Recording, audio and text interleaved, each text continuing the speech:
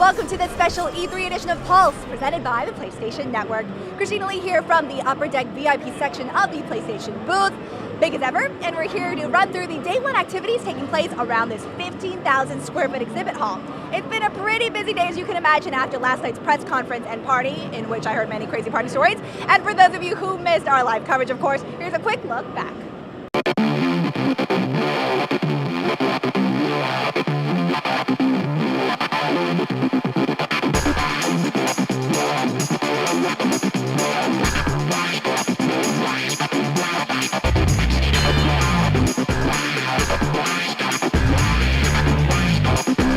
Our next generation portable is officially named PlayStation Vita.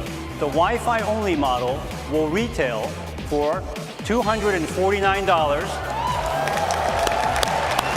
PlayStation Vita で持ってきました。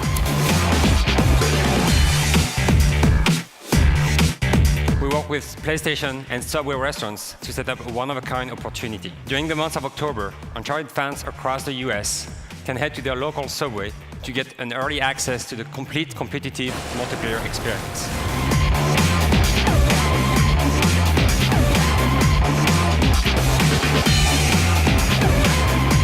Now that's realistic.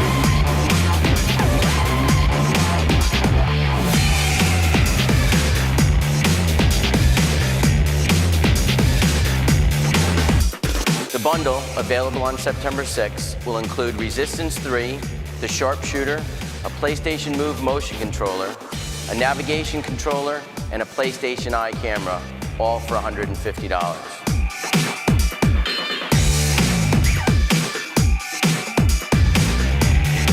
This fall, we'll be offering a great opportunity for current 3D TV owners to add an affordable pair of active 3D glasses that will work with a variety of 3D TVs and displays.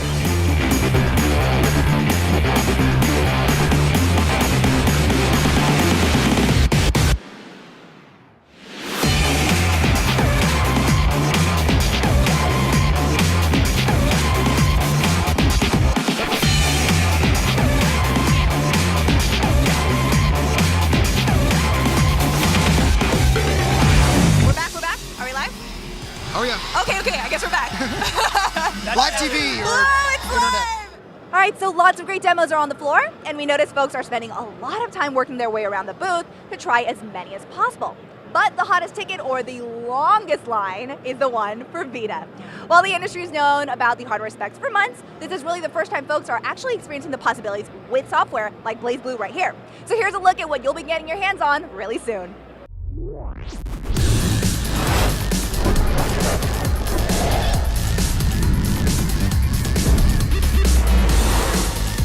Temple of Serpents.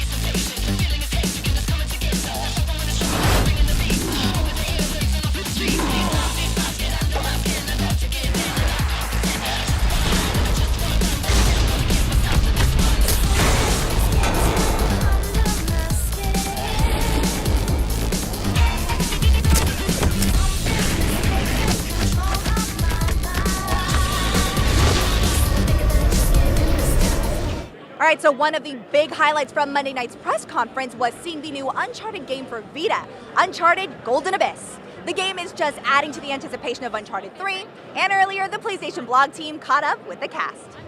So tell us about Drake in this game and where he's at and what are you being challenged more, as an actor in this third game? Oh, every day that I step on a stage, I'm challenged because I'm not very good. I can testify to that. Yes. I really should probably be, back at a restaurant or some kind of a Or back freight in prison. or back in prison. Because like Richard McGonigal, I've been in a lot of people's homes, stealing various things, silver, gold. If it was one of your homes, I apologize. It's method acting. It's all been pawned.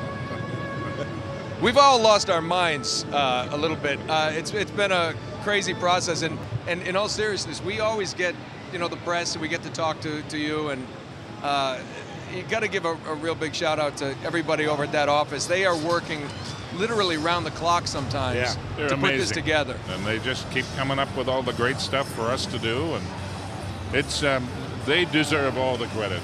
Yeah, They do. Recently, we did a mocap event where we saw that you guys are not sitting in a booth, with a cup of coffee, doing your lines. You guys are active and running around. Talk about, people might not know at home that, that's you holding a gun or balancing or whatever it is that you're doing. What was like maybe one of the more difficult physical things you all had to do in Uncharted 3 that we can reveal without any plot spoilers? A lot more jumping for Sullivan. Sullivan doesn't like jumping off of things. No. And Sullivan has a bum knee. He has a bum knee, and he there's doesn't two like bum to jump. knees. Thanks very much for taking time out. We definitely look forward to seeing actually what your true. characters do in Uncharted 3. I know everyone else there does. Thanks for taking time to answer fan questions, and they love you, so just bow to your adoring public. Thank you. Thanks, everybody. See you in November. Yeah. So while the exhibit halls are packed, check this out behind me, this is still an industry affair and not open to the general public. Sad times, I know. So the thousands of folks don't have the opportunity to attend in person, but in PlayStation Home for the second year, the virtual booth is back. Good news for you guys. So here's a look from the inside. Can't make it in the front door at E3 this year? Buck up, champ. This year, you won't have to. New for 2011, the virtual E3 booth returns to PlayStation Home. Preview the latest games. Earn virtual item rewards. Access to upcoming games. Get an exclusive look at the new PlayStation Vita system. You can be an E3 VIP right from your living room. And for the first time ever in PlayStation Home, watch streaming live footage from this year's E3. You may not be able to make it to E3 this year. Yeah, lucky for you, buddy boy, you won't have to. The 2011 PlayStation E3 booth, available now for a limited time, only in PlayStation Home. All right, so we're sitting around with Jack Buser, director of PlayStation Home. Jack, that was a pretty sweet spot. Thanks so much. We're having so much fun here at E3. It's awesome. Dude, so we're sitting around here in this amazing booth, and you were just telling me, when the changes happen, because you're the guy that built this like from the inside out. Yeah. So what are some of the little changes that you noticed this year? Oh, I notice every nook and cranny because we actually build the virtual booth inside of PlayStation Home. I am an absolute expert on what changes year to year.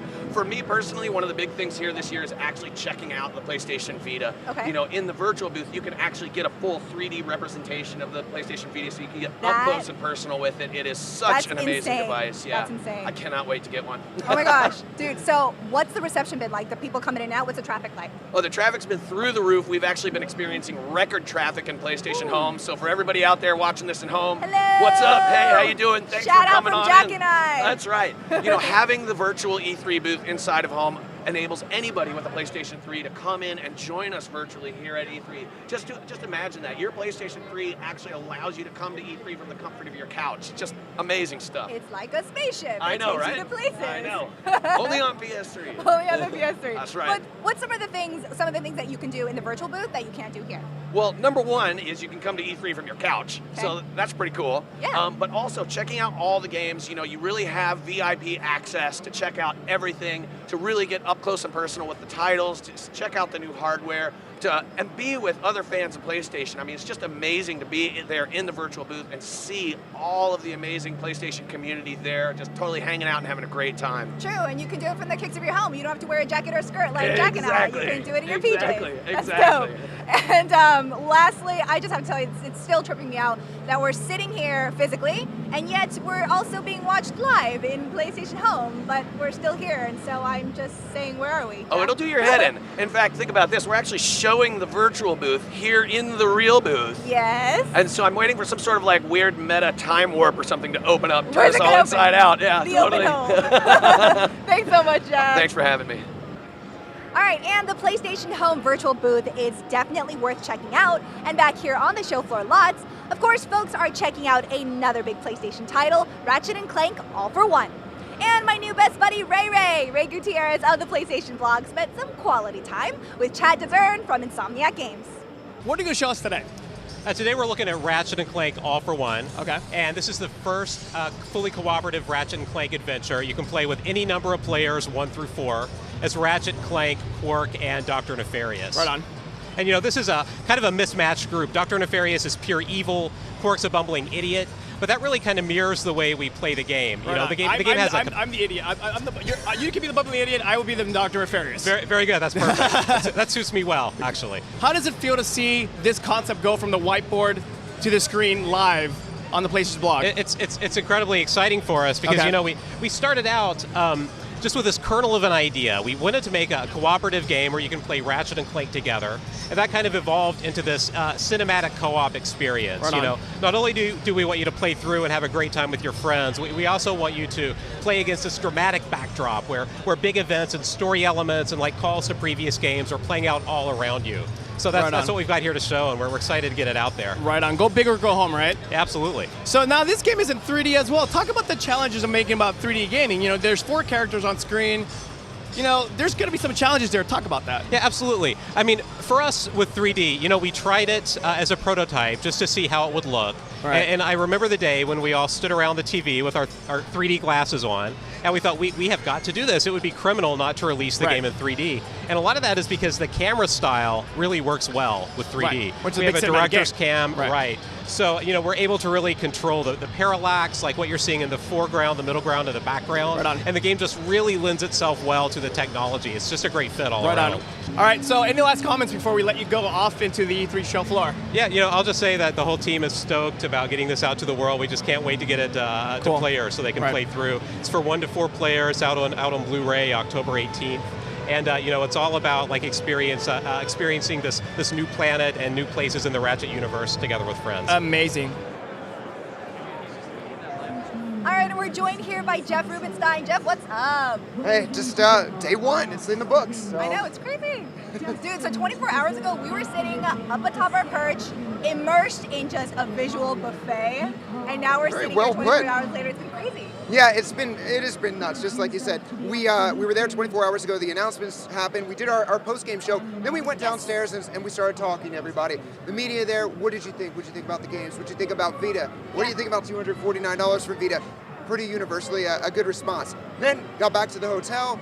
We were pretty much all night looking at Twitter, looking at the blog comments. We really want to know what you all think. We've been working on this show for months and months and months. It takes literally a cast of thousands to get it all together and to make these games and get everything polished and ready. A lot of sleepless nights, and I think it went pretty well. And I think people were definitely celebrating. I heard one too many, like, you know, dropping into the pool parties, and the after parties were absolutely crazy. A little too much to drink, perhaps, but a lot of it's people all going, a good I love you, celebration. man. This guy's romance is everywhere. But yeah. Hey, so what? I mean, it's so crazy down there on the floor. Like you were saying, there's just long lines. But where do we even start? We start at the back of the line because, like you said, the lines have been really long, which is a good thing. You don't want to have to wait in a long line, but the developers, I can tell you what, they're up here, they're looking down, and they want to see a long line because that means they built some buzz last night. So lines for Vita, huge.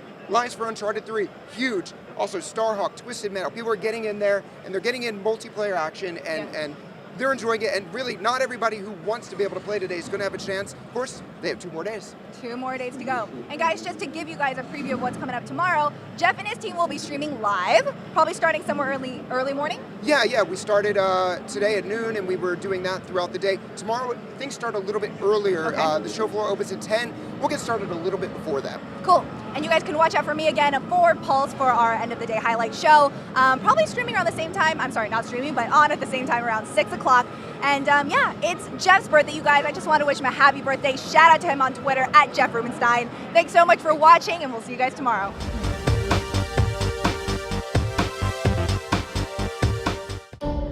This has been a presentation of the PlayStation Network.